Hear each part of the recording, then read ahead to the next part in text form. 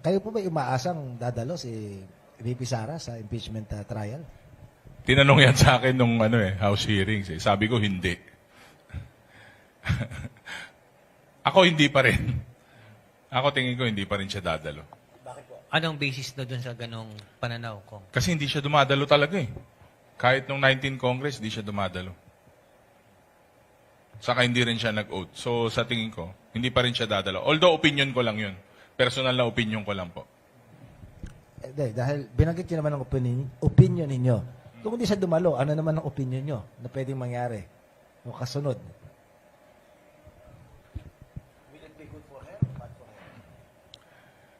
May ano kasi yan eh, may kaakibat na strategy yan eh. Yung sa hindi pagdalo, hindi pag-comment, hindi pagpansin. Nasa defense niya na po yun kung paano nila i-handle yung ganong bagay. Pero sabi ko nga, kung ikaw yung tinuturo, ikaw yung hinahanapan ng sagot, maganda na lang manggaling sa coming from the horse's mouth, sabi nga nila. Manggaling yung mga sagot sa tao mismo. Iba rin yung kredibilidad saka integridad nun. Kasi if you're putting yourself in a higher standard, kunwari ako, tatakbo ako na presidente o vice president ng Pilipinas, may obligasyon ka sa taong bayan na sumagot.